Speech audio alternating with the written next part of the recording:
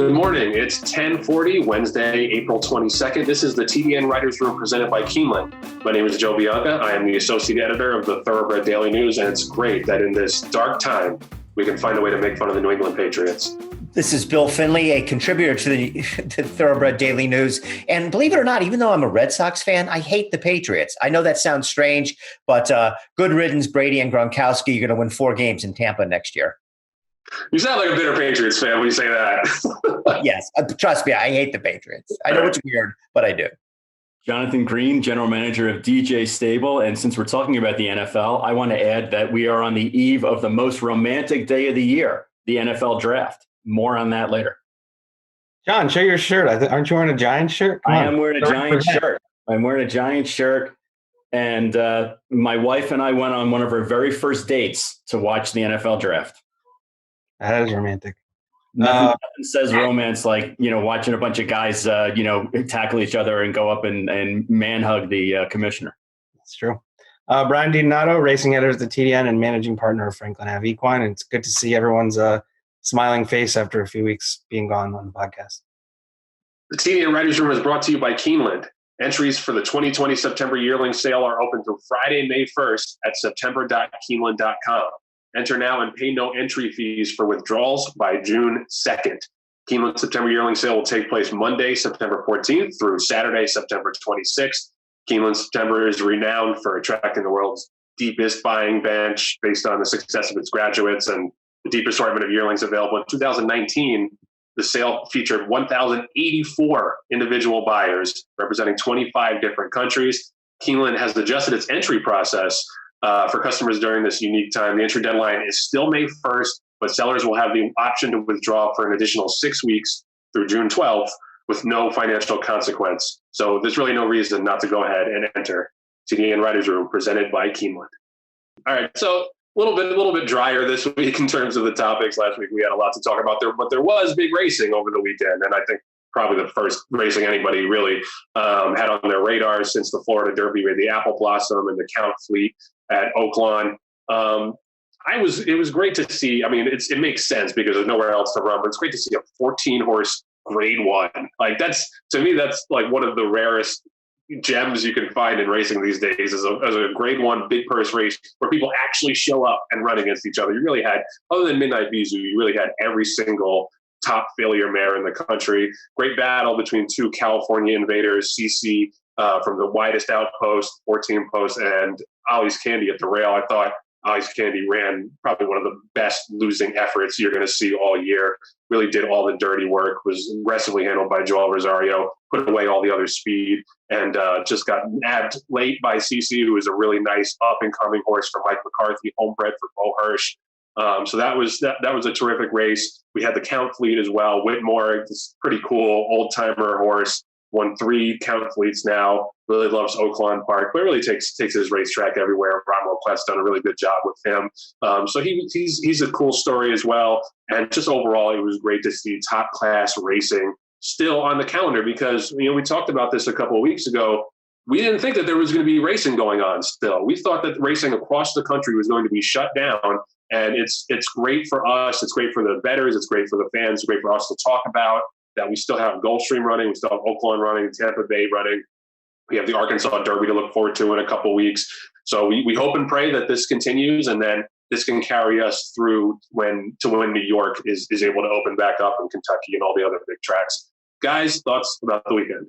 Yeah, really nice weekend of racing at Oakland. And really, when it comes to top quality stakes racing right now, they're the only game in town because Gulfstream is in that part of the year where, they're looking at $75,000 stakes on Saturday and that sort of thing. A couple of observations. Yeah, isn't Whitmore a cool horse? I mean, how can you not like him? I hope he comes back next year and tries to win this race for the 4th time.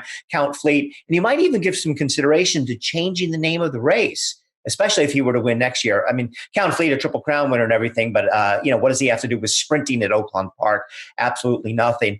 And the Apple Blossom, everything you said, Joe, so fantastic to see that kind of field. We're going to see something similar, no doubt, in the Arkansas Derby, may even split the race. And what was Joel Rosario doing on Ollie's Candy, a horse that was not necessarily a pace factor, getting involved in that kind of duel with Serengeti Empress and everything else. Horse ran fantastic, not Joel Rosario's best ride.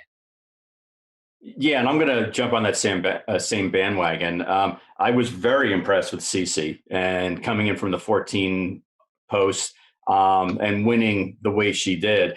Especially going a mile and 16th for the first time, beating 6 other Grade 1 winners. I mean, it was a really impressive race. Ollie's Candy ran second, and anytime you can run second in a Grade 1, it certainly is a wonderful thing, especially as a filly or mare.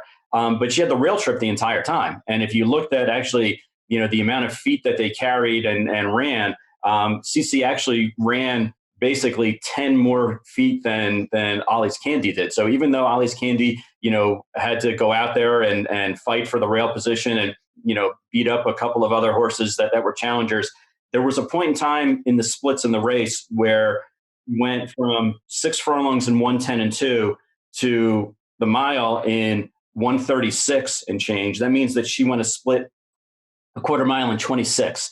So not exactly a great, impressive move in the grand scheme of things, but not to take anything away from her. She ran second in a Grade 1, but CC really ran an impressive race. And for me, as a genetics purist, it was just so cool to see a 3rd generation Grade 1 winner, in CC. You just don't see that often. You don't see, a grandmother, dam, and then filly all win Grade 1s in their respective careers. That was really, really impressive.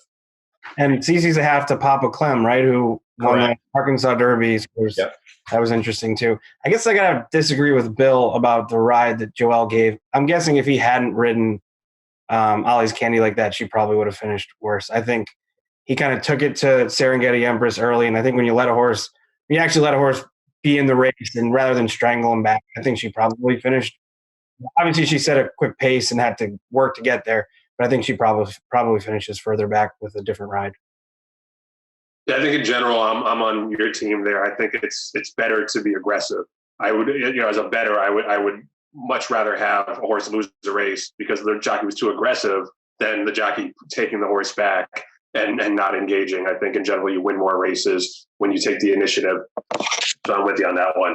Yeah, and Joe, just to interrupt, if you look at Serengeti Empress races that she doesn't win, it's because somebody goes head to head with her right from the get go. And it's not that she's a paper tiger. I mean, she's a quality filly by all measures. But I think that coming from the one hole, Rosario had to gun his horse to get up there and basically knock out the favorite, knock out Serengeti Empress because of it. Yeah, I mean, as someone who's seen a billion turf races in New York where nobody goes to the lead, and it's like throwing darts, figuring out who's going to be allowed to go 50 and 116. I err on the side of liking jockeys to really send their horses. And I think you're right that he thought the horse to beat was Serengeti Empress, and he was almost right. He almost beat everybody. I thought the real disappointing horse in that race was Come Dancing. Maybe that's a little bit further than she wants to go. She might be better at a 1 turn, 7 furlongs to a mile. But I thought she had a really good trip and really just had nothing. She's with Wayne Lucas now, with Carlos Martin sending her over to the Wayne Lucas barn. So I thought she was disappointing. But overall, like I said, 14 horse Grade 1. Can we please have more of those? Even when stuff gets back up and running, like, can you run your horses against each other, please, John? Come on. Run Blue Belt in a 14 horse Grade 1. Blue Buff? I will. The next time we get a 14 horse Grade 1 that I can run them in, I definitely will do that. If it's a Gulfstream, it's not going to happen until September. Met Mile, I'm telling you. Met Mile. You know what? Let's hope that we all get to see the Met Mile. We'll be right back after this message from Keeneland.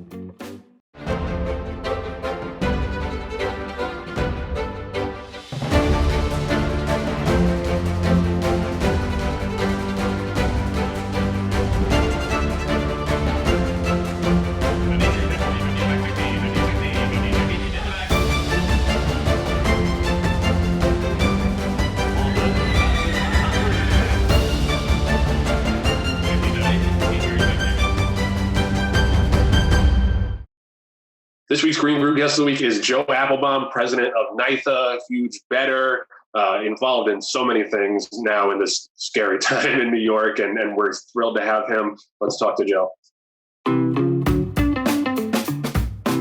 Group Guest of the Week is sponsored by The Green Group, an accounting, tax consulting, and advisory firm specializing in the thoroughbred industry. With over 500 clients in the horse business, they were bred to save you money. For more information on how they can help you, visit www.greenco.com. So for this week's Green Group Guest of the Week, we would like to welcome Joe Appelbaum, the president of NYTHA, former Breeders' Cup Betting Challenge champion, all-around sportsman in the racing game. Joe, thanks for joining us. It's great to be here, guys. Good to have you. So I'll start with the basics. Obviously, the coronavirus is dominating the news right now. New York is in a really tough situation, although it's starting to look a little bit better than it did a couple of weeks ago. You're involved in different areas. Can you tell us what the situation is like on the backstretch and how close you think we are to getting racing back in New York? Sure. So the situation on the backstretch has improved considerably. Not unlike the rest of the situation in New York City and Nassau County. We're functioning. We have close to 1,500 horses there. They're training 6 days a week. We've been meeting with a combination of NYRA, NYTHA, the Racetrack Chaplaincy, BEST. I'm sure I'm going to leave someone out. But we've been meeting twice a day since I want to say about March 9th, for well over a month, totally planning and executing on keeping that community as safe as possible. You know, we have 1,000 workers back there, over 500 who live in dorm-like conditions on the property.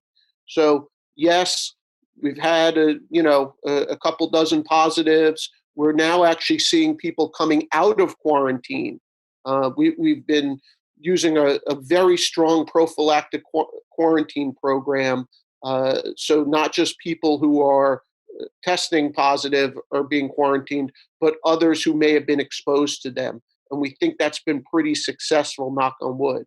Obviously, we had one worker pass away, which is just tragic. I really don't even know what to say about that. But by and large, the community is healthy and working. Horses are being trained. If you look at the workout tab, it's really amazing that that's going on. And it's been a collaboration of so many groups, and to coordinate all the care that goes into this has just been remarkable. We're delivering food and clothing and thermometers to people in quarantine on a daily basis. We've moved the Belmont's backstretch, for those of you who don't know, has 2 kitchens on that. Very early on, we made those all grab and go. Okay. We have our own clinic. We have a healthcare clinic on the backside that is free to all the workers there. And that's really been the point of care for us, working with doctors and nurses who staff that clinic. So it's really been remarkable, all the teamwork and coordination that's going on. We just received a shipment of, of 30,000 masks, which that sounds like a lot, but that's really only going to keep guys in masks for maybe 45 days. And we're making sure everyone's going to be in masks and gloves going forward.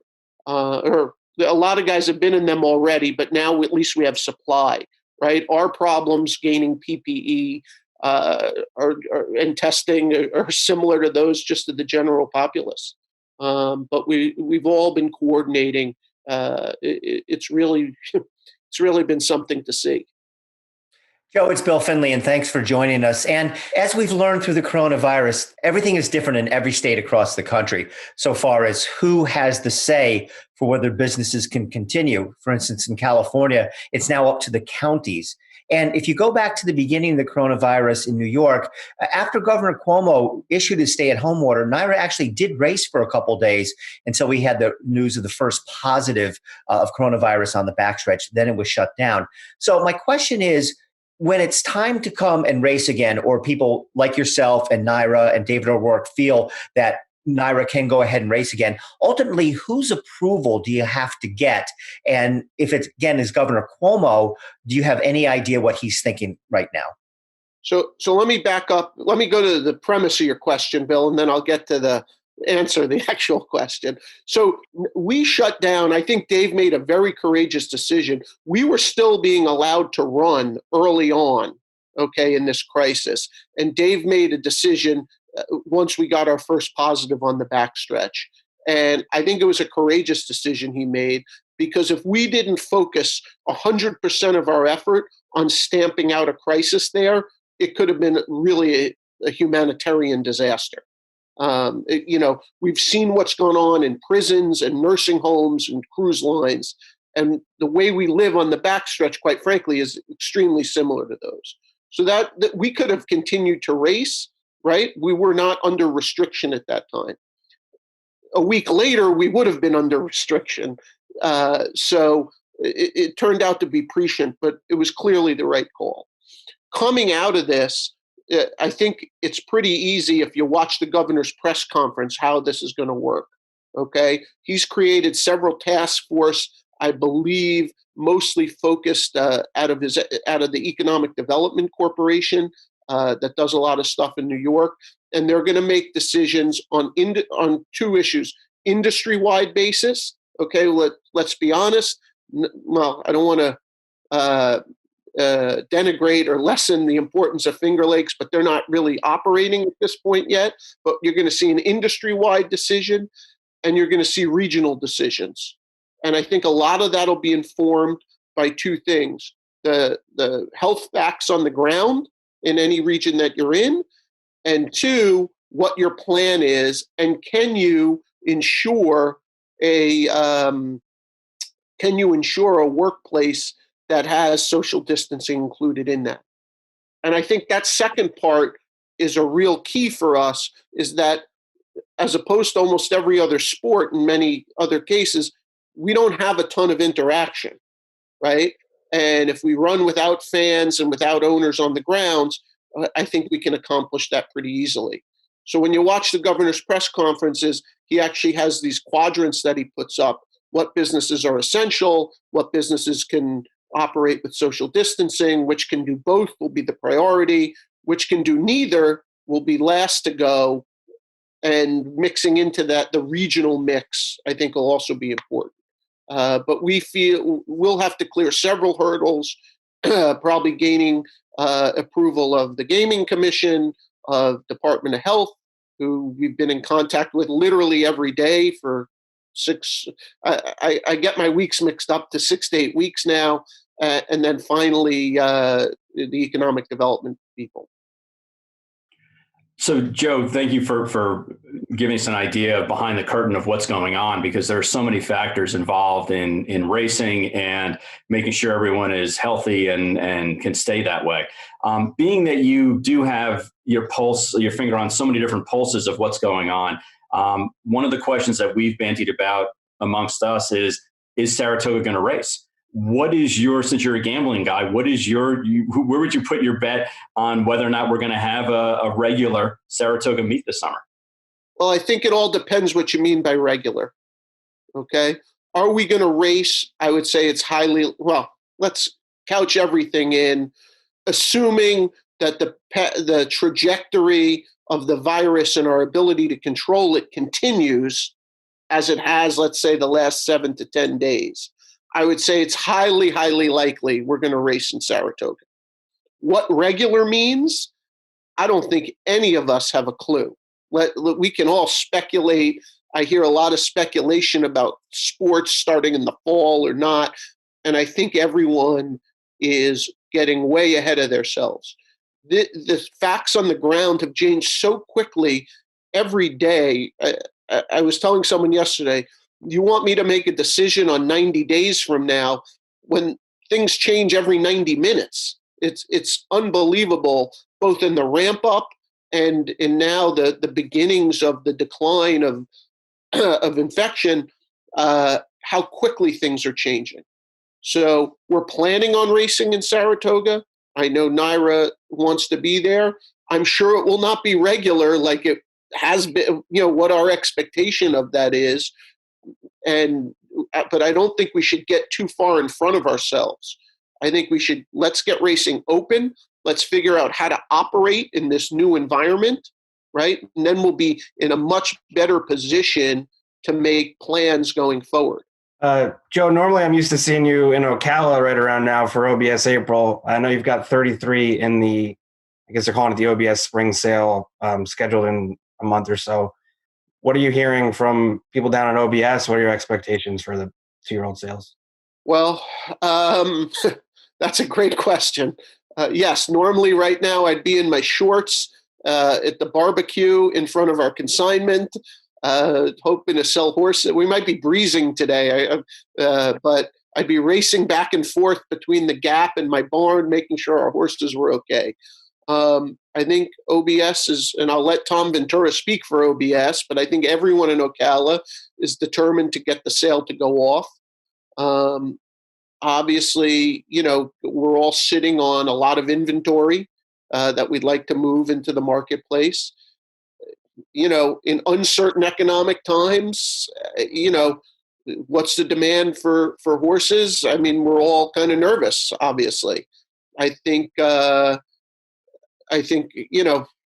lot of demand for horses is typically tied around the stock market. It's had a little resurgence from its low. Whether that holds or not, who knows? I mean, I wish I really had a better answer. These are totally uncertain economic times. I think there is an opportunity for people who are buying horses, if you still have cash.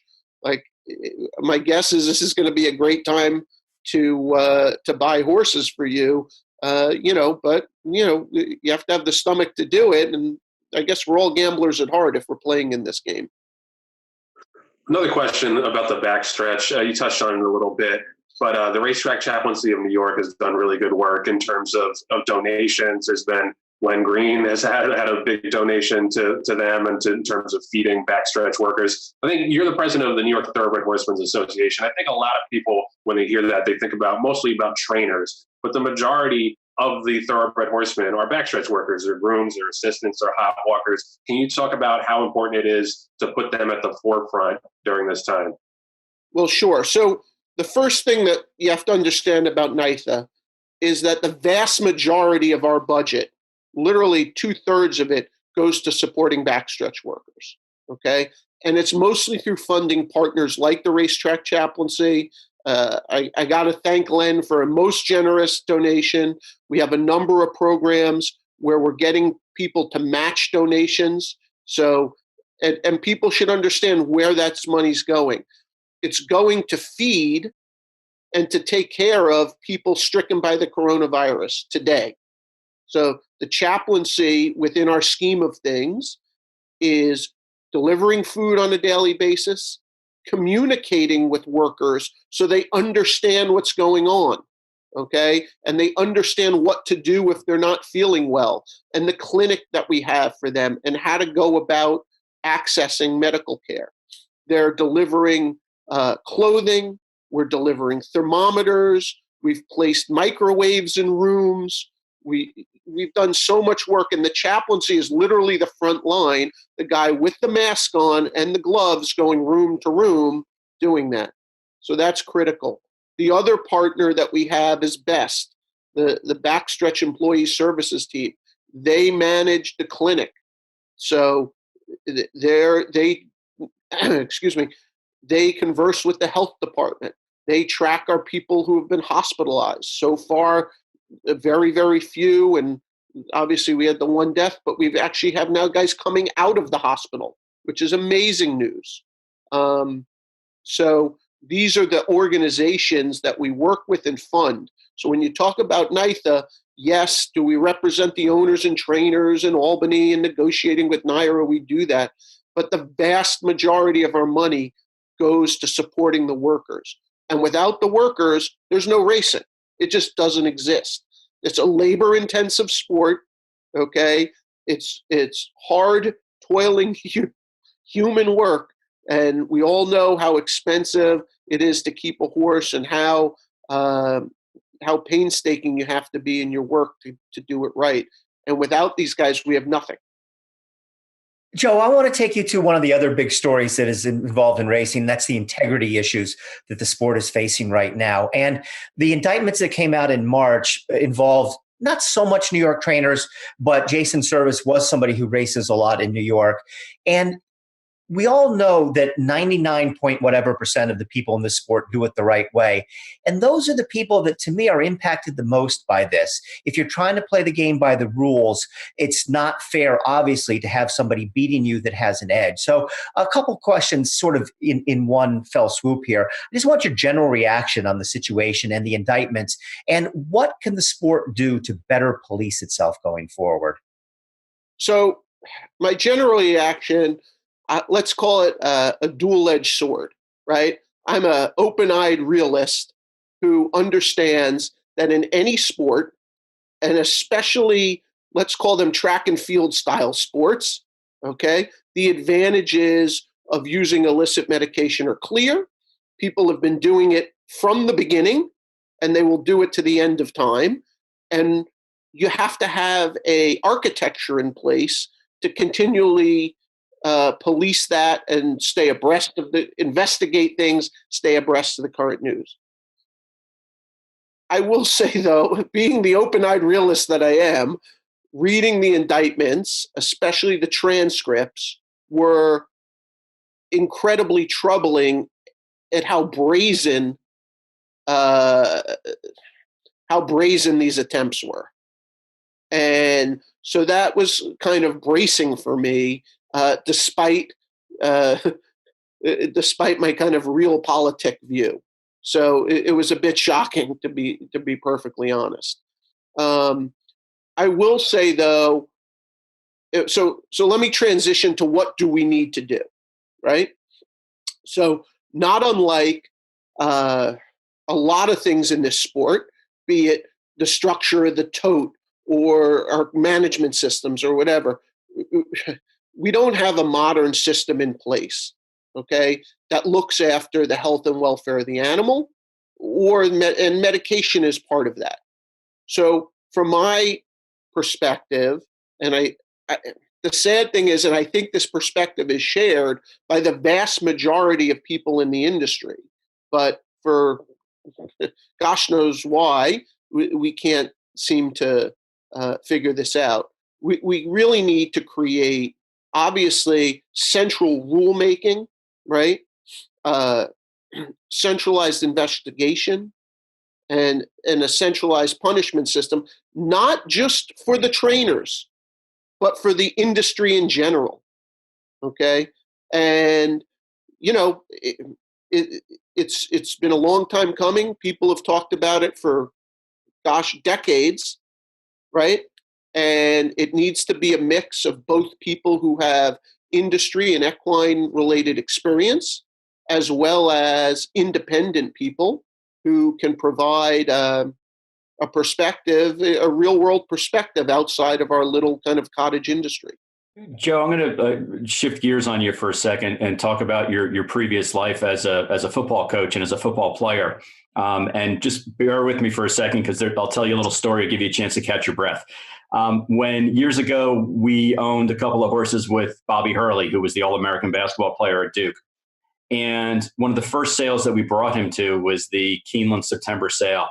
And I remember him kind of sitting back and watching the horses walk back and forth and you're trying to get an idea of how we graded horses and what they looked like physically. And a few months later, he went down to the Miami 2-year-old sale and ended up buying a horse for $1 million named Song and a Prayer, who ended up winning a grade 1. And when we asked Bobby what he saw in the horse, he said, "I've trained and lived around athletes my whole life. I know what a top shelf athlete looks like. And Song and a Prayer was a top shelf athlete." Do you find that in your years of playing football and then coaching, that there are certain attributes or fluidity that you see in horses when you look to pinhook? Yes. One of the things I enjoy most about buying and selling horses is the similar athletic evaluation that I would have done when I was a football coach, even though that's a long, long time ago. So that sort of, when you go to OBS, the 2-year-old sale, it's extremely similar to going to the NFL Combine, right? We take all sorts of measurements. You time the horses. The guys come around with the tape measure and the dot on the hip and want to know like how long the pastern is and in relation to the gaskin and all this stuff that they do. So it's extremely similar in that way. I will say, however, at the end of my coaching career, I started to become a lot more analytical, right? And clearly in my gambling, I'm completely analytical, so much so that I don't even read the racing form anymore. It's all just analytics. And I find that the sales present the same kind of weird mix of analytics and let's call it eyeball test, okay, that you'll see if you follow NBA Twitter analytics like I do, right? There's a lot of derisive and derogatory comments back and forth between the eyeball guys and the analytics guys. So yeah, when you hear Horseman talk about, well, that horse has a good eye, or I don't like its face, or some what I would say is nonsense, right? I'm much more of the camp of I'll take the fast breeze time over what his eye looks like. Now, my partner would laugh at me and tell me, I'm crazy. And, he has like 1,000 career wins and a Met Mile under his belt and, 40 years as a horseman. So, but that's kind of the same struggle that I see coming over from football or basketball to horse racing, this kind of eye test versus analytics. And I would clearly be in the analytics camp at this point in my life. Joe, obviously you kind of referenced that you're a pretty serious horse player. Have you been playing Fauner Park and all that during quarantine? Not at all. I haven't placed a bet in a while, to be honest with you. It's been the last 6 to 8 weeks have been extremely challenging, and keeping our business afloat, keeping NYTHA going, worrying about the backstretch, keeping my kids in school. And I think I'd love to give a shout out to the New York City schools and the teachers. It has been amazing what my kids have been able to accomplish through teleschool. And I know this is a horse racing class, but their teachers have been so devoted and the lessons have been amazing. So there's been a lot of balls in the air. I actually haven't bet $1, although I do find I have been tracking some of the totals and some of the action, and I find it extremely interesting how some of these pools have expanded or not during this time. Just to follow up on your point about analytics in betting, without giving away the secret sauce, can you break down for us how your approach, the analytical approach, differs from the basic reading the racing form approach? Sure. I would tell you my approach is almost 100% centered on reading the bets and not selecting horses. I will tell you, I can take your picks and I will beat you with your picks rather than my picks. I am not a horse selector anymore. I made that change about 2 to 3 years ago, where I really spend all my time analyzing the pool and the structure of the wagering. That's how much you're betting, why you're betting, and how the pools themselves and the wagers themselves are constructed. I find the marginal differences that you will find in selecting one horse from the other to be far less important.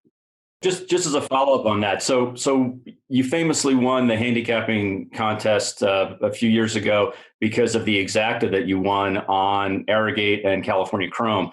Would you say that at that point you were still selecting horses over analytics or betting analytics, or was that kind of you were in the process of transitioning over? Sure. At that point, I would say I was transitioning from, let's say, the more traditional style to another.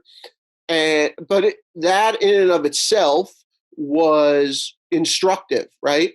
So my strategy there was to try to have enough money to bet it all on Arrogate in the last race to try to chance to win. Unfortunately, at that point, I only had about $15,000 left, and Arrogate was about 8 to 5 or 9 to 5, and that wasn't going to get me home. or look, even if I wasn't going to win, get me in the top 5, right? Where the additional equity really exists. So this is actually where the new style kicked in, okay, was analyzing the pools to try to understand where I could find the best value. Okay, it became very obvious in looking at the pools that the straight exact of Arrogate over California Chrome was paying far more than it should have, right? So there was added value, which doesn't happen that often. We all think there's always value in pools. It actually rarely happens, but just so happened there was enough value in that pool, and making a $15,000 bet on Breeders' Cup Day, the pool could handle it. I wasn't going to throw the odds off. If I bet $15,000, essentially at any track on any day around the country, it would totally blow up your value. But here was an instance where it could handle that much money. So I guess there is a good example of melding, right? A strong opinion, right? Arrogate's Travers just blew me away. And I was like, this is the fastest horse. We're going to bet him to win. But I wasn't presented with an easy way to do that. So it took a fairly deep analysis of what I thought would happen in the trifecta pools or triple. Let me use the old New York lingo, in the triple pools versus win versus exacta. So that was actually one of the things that kept pushing me in the direction of spending almost all my time on structured wagering. Hey, Joe, it's Bill Finley again. And I want to follow up on that. If that's how you're playing the horses, and it's a very interesting approach, what do you think about something that has been something I've been screaming about for years and just drives me crazy? And it's the horse going into the gate at 4-1, breaking on top, and 1/8 of a mile into the race, he's 5-2. Nobody likes that. I would think with your style of betting, that may be more of a headache to you than anybody else. Your general take on that situation, and can't racing do a better job to prevent that from happening? I think it's just something that horse players just hate. No, it's a terrible perception issue, Bill, number one. Number two, horse racing can do something, but you need a unified we need to basically invest in the infrastructure in the game. Right? We were talking about integrity and investigation and how no one's invested in that part of the game before. It's the same thing here. We're woefully underinvested, right? And we also have too many tribes in this game. If we had a modern tote, okay, that's similar to Wall Street, right? It doesn't even take much. The technology's out there. The software's out there. If you're on your Ameritrade account or whatever platform you use, like you buy stock, and it's not like the old days where you buy stock and you'd get a statement 3 days later and tell you what price it paid. You know immediately what the price is. So you're 100% right. Okay. I would say, though, that the analytical guys like myself who are using basically computer software find that less troubling than you think, because you can basically predict what the odds are going to be. Yes, there's always a race that throws you off, but if you've followed and tracked the odds by track over some time, people can figure it out. And I guess this is something I'll leverage it into something my friend Paul Matisse has often talked about. To make the game better, we need to put better technology tools into the hands of the regular bettors. Okay, the CAW guys, which I like, I'm not against. It's good. It's good to have technology. It's good to advance the cause. It's good to be smart and work hard. But without putting better technology tools in the hands of regular bettors, the playing field becomes, too tilted. So I guess I would say, instead of going backwards and limiting things or saying you can't bet within a minute of post, or the answer is actually more technology. It's more investment. It's more education of the common bettor, right? There is no excuse for these big odds jumps. It's just that, they only update the odds every 20 to 30 seconds or so. And that's too slow when half the money comes in the last 30 seconds. Joe, one more final question for you. Sorry, and then Brian will ask the last question. You wear a lot of hats. You're obviously a gambler, successful gambler, pinhooker, owner, the president of NYTHA. If you could be the industry's czar for a day, what would be the one thing that you would change immediately? That's a good question. And getting rid of Aaron Yagoda out of the industry has already been taken, so we can't. Are you kidding? He's the one. I'm not. If my one thing I would do is I would make Aaron Yagoda the czar of racing. A very common sense oriented guy. No, if I had to do one thing, I would try to bring in outside investment to invest in the infrastructure of the game, right? And whether that is something like the tote, whether that is wagering systems, whether that is integrity, investigations, medication, racetrack safety, we're woefully underinvested. And to be honest, most of us are losing money, right? Most tracks are losing money. All the owners are losing money, right? Many of the trainers don't even make a lot of money.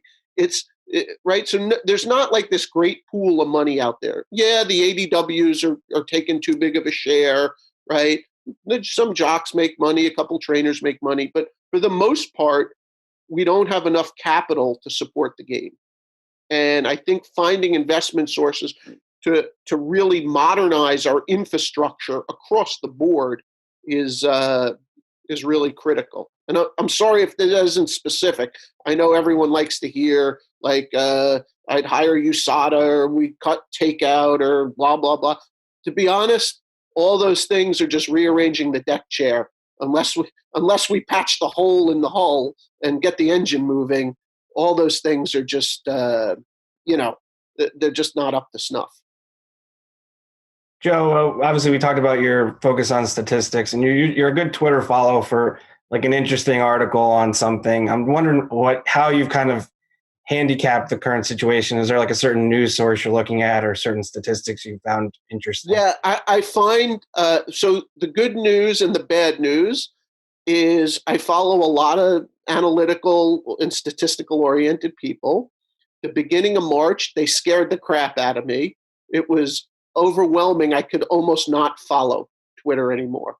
So there's a couple guys that I follow that I think give clear-eyed, sober, yet somewhat hopeful information, which is good. So let me just list a couple guys. There's a guy named Florian Kramer, who's a virologist at Mount Sinai Hospital, who's excellent. Another guy named Andy Slavitt, who worked in the Obama administration on healthcare. I highly recommend him. Every night he puts up like these 20 or 30 tweet storm things that really give you his chance. There's a professor at Yale. He's an epidemiologist, Nicholas I'm going to mess up his name. It's like a Greek name with a C, Christokoulos or something, who's very good. So I find these guys to be very sober and to balance the facts in an extremely uncertain situation. The Green Group Guest of the Week is sponsored by the Green Group, an accounting, tax, consulting, and advisory firm specializing in the thoroughbred industry. As the Green Group Guest of the Week, Joe Appelbaum will receive a free 1-hour tax consultation. Green Group, bred to save you money. For more information on how they can help you, visit www.greenco.com. We'll be right back after this message from the Green Group. The Green Group is widely recognized as the top-rated tax and accounting firm specializing in the horse business. Why do the top owners, breeders, pinhookers, and trainers trust the Green Group as their tax advisors? The difference is experience. Firm founder Len Green has over 4 decades of experience owning, breeding, and racing horses. First-hand knowledge gives Green Group clients proven tax and money-saving strategies. Visit the Green Group at www.greenco.com. The Green Group, bred to save you money.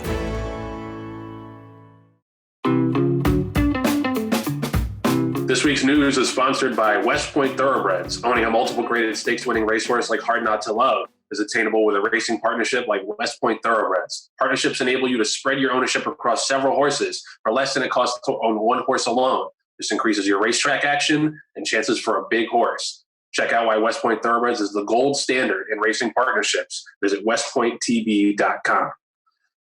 So we talked to Joe Appelbaum about this. Bill had an interesting column, his weekend review column on Sunday about Saratoga and the feasibility of running there this summer, whether or not they can race spectator free. Bill, I'll let you take the lead on this. Yeah, well, we first have to start out and saying these are all hypothetical and ifs. Everything in the world right now is if. But I presented this scenario where if New York racing is allowed to run by July 16th, opening day at Saratoga, which I think is probably a good possibility. And if they can run, will they allow fans in the stands at that time? I think that, albeit another if, is highly unlikely. So now we're looking at, do you want to have a Saratoga meet where they run in front of stands with no fans, basically just a television studio? And I brought up the possibility that might not make any sense.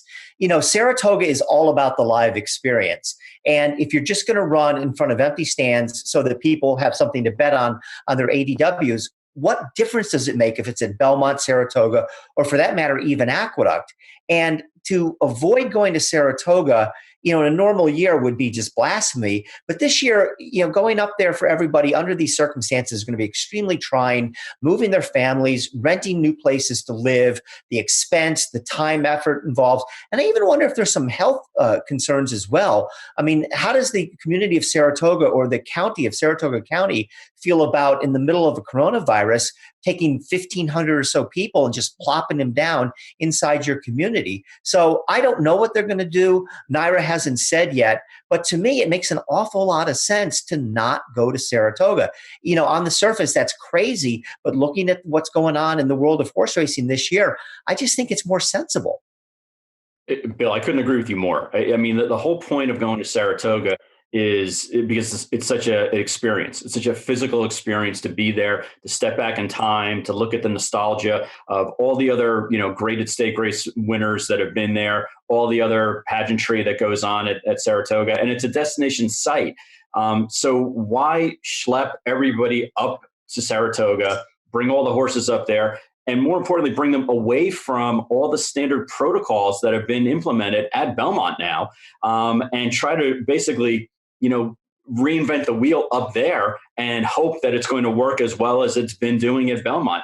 To me, as much as I love going up there and feeling the presence of the Saratoga mystique, there's no reason to risk the horses and the people, most importantly, by having them up there, or even, like I said, schlep them up there, all the expense and everything, when nobody's watching. Just keep it at Belmont, where everyone's been safe and the protocol have been working.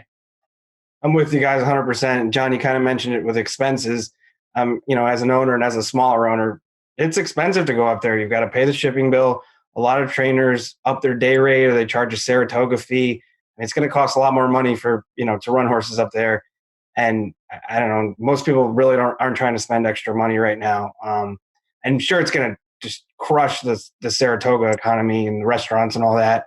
But I mean, we're all kind of in the same boat there. But I'm with you guys 100%. I don't really see the point. Real quick, I'm sorry, Brian, if I can interject, and we're on the same page here, but you're talking about the Saratoga economy. Well, again, in the big ifs, presumably all the restaurants and bars will be closed anyways. So it's not like, and you're not going to have any people in town. So you can't even make that argument that the economy of Saratoga desperately needs this. It's not going to do a thing for the economy of Saratoga other than maybe, a few backstretch workers going to Dunkin' Donuts. I don't mean to be flippant here, but, that's really going to be the truth of the matter.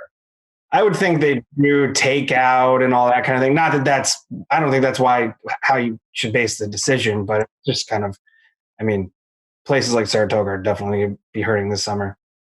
I think there is a world where restaurants and bars do open up before sporting facilities, sporting venues. So I wouldn't say for sure that there's going to be no restaurants and bars open, but yeah, it's going to be a huge hit to the Saratoga economy, which is basically entirely based around track season. Those 8 weeks basically fund the entire year up at Saratoga, and they rely on it, immensely. And it's not a decision that should be made lightly. I think that these are a lot of moving parts with this. And I think the slight silver lining here in New York, which has been, it's been horrific. It's been a horrific several weeks and month. And I never thought we'd see a time like this in my city, but we do seem to be on the downslope of this thing. Hospitalizations are going down, death numbers are going down, ICU admissions are going down. So I think it makes sense for David O'Rourke and NYRA and all the interested parties to wait a little bit and to wait to see where we are in a month from now. Because, New York has been hit the hardest, but I think New York is also over the hump quicker than most other places. So I think, it makes sense to wait on that kind of decision. But I agree that if there's going to be no fans in the stands, Saratoga isn't Saratoga. And that kind of leads me into the Derby because, the Derby really isn't the Derby without everybody there, without the people partying in the infield, without people in the stands drinking mint juleps. Can you guys imagine running the Derby without spectators? And I wonder if, obviously they're going to do everything they can to run the Derby this year, but, to me, that's not the same either. No, Joe, it's obviously not. And for many of the same reasons we talked about Saratoga, this is not the Thursday afternoon at Finger Lakes. It's all about the experience, the people in the stands drinking the mint juleps whatsoever. And yeah, that's another thing that the sport in Churchill Downs has to look at. And again, with all the ifs, I think that there's a very good chance that come September 5th, they're not going to allow fans in the stands at the Kentucky Derby, especially for an event where you're cramming 100,000 plus people into a really kind of small space when you think about it. So does Churchill Downs want to go ahead and run the Kentucky Derby without fans? I think to me, they've kind of have to, that they've already committed to the September 5 date. They've gotten the TV time from NBC. And, to pass on the Kentucky Derby would be a huge deal, even though this is going to be the oddest Kentucky Derby in any of our lifetimes run if it is in September. So again, I could see Churchill Downs having to also run this in front of an empty stands. But if they do, there's still going to be a huge handle. There's still going to be huge TV ratings and whatnot. Again, just totally guessing, but I would think Churchill Downs would still go ahead and do it. Yeah, they have to, not only because of the racing, but probably equally as important, if not more important, because of the breeding rights. The winner of the Derby is going to be able to, depending on their breeding, is going to be able to sell their breeding rights for tens of millions of dollars. So the needle moves tremendously based on who finishes first, who actually wins that race. I can't say who finishes first anymore because of last year, but basically of who actually is the declared winner, the Kentucky Derby, because it just has such a, ramification throughout the breeding industry. But that being said, it would be a disappointment if they wouldn't be able to run it without fans. But they have to run it. I totally agree with you. There's no way they can't run it now, especially after rescheduling and working out the TV scheduling. Because who knows if they're going to have, NCAA football in the fall. It may be the highest rated Saturday, racing Saturday, experience on NBC Sports for the fall. Yeah, and I definitely agree they have to run the Derby. I could see them running kind of a limited, limiting the number of people there. It is a really big track and facility. I could see them maybe limiting it and, introducing protocols and spreading everybody out, that kind of thing. I think that's going to be hard to enforce, especially once people have a couple of mint juleps, like I was saying.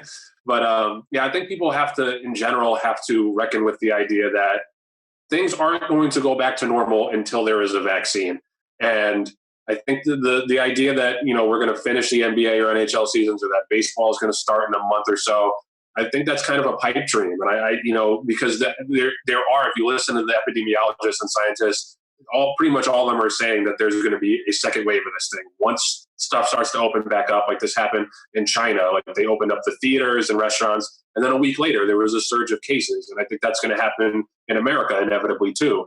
Although these people that are out in the streets right now might want to, they might be inviting the first wave right here in America, or the second wave as it is.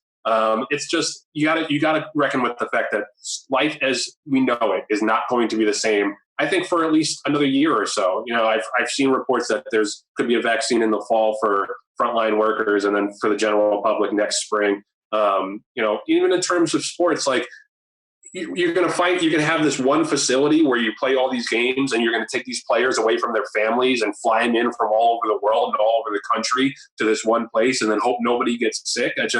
It seems unrealistic to have sports. It sucks. It's hard for me to even consider. I'm such a huge sports fan, and I know so many people rely on sports as a normal backdrop to their lives, but until there's a vaccine, this is going to be very, very touch and go. So that's just it's overall macro thought about this, because nobody knows what's going to happen next. And we can only hope that the worst of it is over, at least here.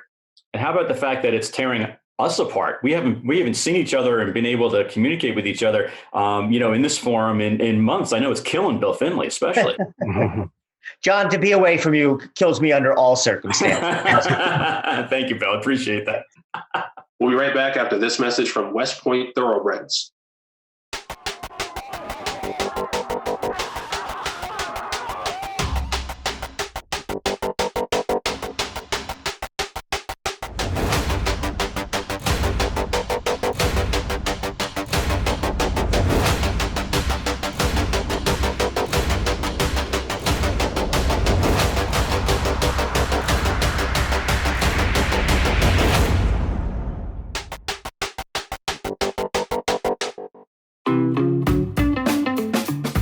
Step on Brian's toes too much, because he has a story coming out about this, but there were a lot of people really pissed off on Saturday when Gulfstream and Oakland were running races on top of each other.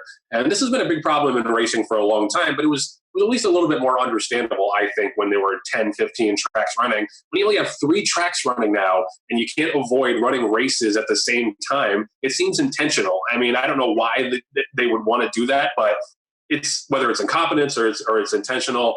This is a problem, and it seems like a relatively easy fix.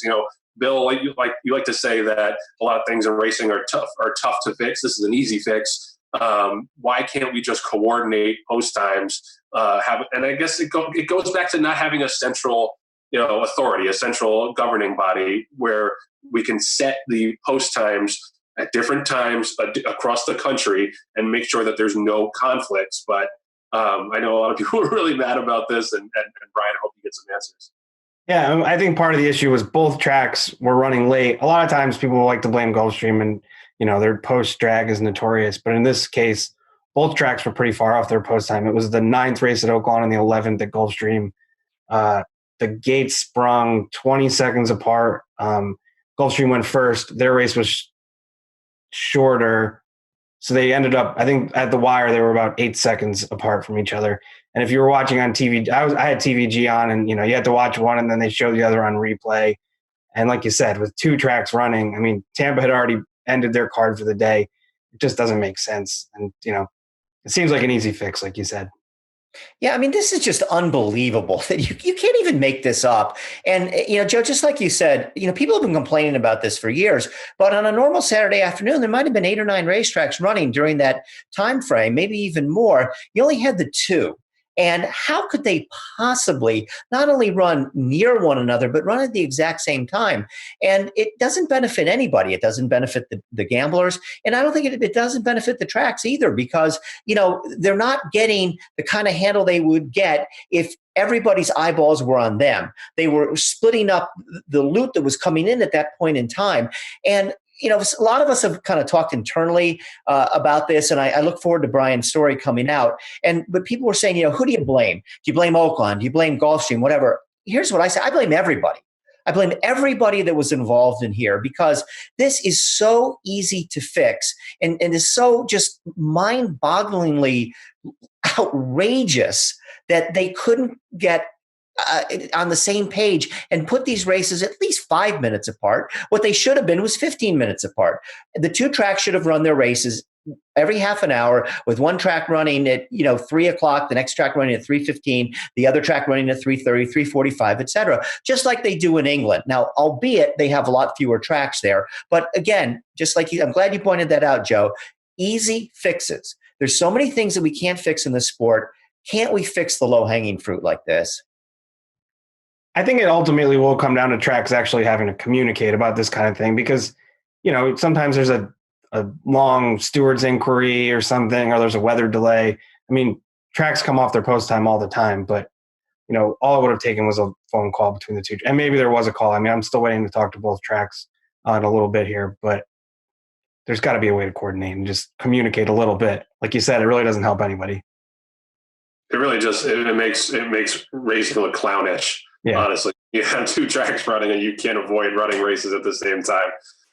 But yeah, hopefully you get some headway there in that story, and then we can avoid this situation in the future. Before we go, I wanted to once again give out my personal information on this podcast. I made a plea last week for any owners and trainers who have been affected by cheaters in racing, because I know there's a ton of them, to email me. I got a fish to bite, and I'll have a story later on today in the TDN. Smaller owner, but someone who is shifting his interests overseas because he's tired of getting beaten by cheaters. So I will once again say, if you are out there and you have these kind of issues and you're frustrated, give me an email, joebianca@gmail.com. You can hit me up on Twitter as well, jbiancatdn. I want to hear from you because I felt like with the indictments coming down, I was re-listening to that podcast, and it was great. It was such a great experience for all of us. It was so cathartic. And then I felt like a lot of the momentum from that died out, understandably, because of the coronavirus news, and that dominates everything right now. But I think it's so important to keep up the drumbeat of cleaning up the sport, because we said back on that podcast that this was a crossroads, and this can go one of two ways for racing. And Brian said it, that it could either be the nail in the coffin for the sport, or it could save the sport. And I think the longer that it withers and falls out of the news, the more likely it is that it's going to be the death knell of the sport, and that nothing is going to be done about it and from it. So I would like anybody out there who has a voice and has frustrations to contact me, contact Bill, Sue, whoever, and come on the show. We can write about you, because I think it is important to keep up the pressure on the game to clean things up, because we had decades to do it and we didn't do it. And we finally had that big bombshell that we thought was going to change everything. And then it, by circumstance, fell out of the news. So we're going to try to keep up the drumbeat here and keep up the pressure. So look forward to that story tonight, and hit me up if you have any other thoughts. The TDN Writers Room is brought to you by Keeneland. Entries for the 2020 September yearling sale are open through Friday, May 1st at september.keeneland.com. Enter now and pay no entry fees for withdrawals by June 12th. So that's going to do it for this week's edition of the TDN Writers Room. I want to thank Bill Finley, John Green, Brian DiDonato, our Green Group guests of the week, Joe Appelbaum, our producer, Patty Wolf, our editors, Nathan Wilkinson and Anthony LaRocca, our production coordinator, Rochelle Sabrino. Stay safe, everyone. We will see you next week.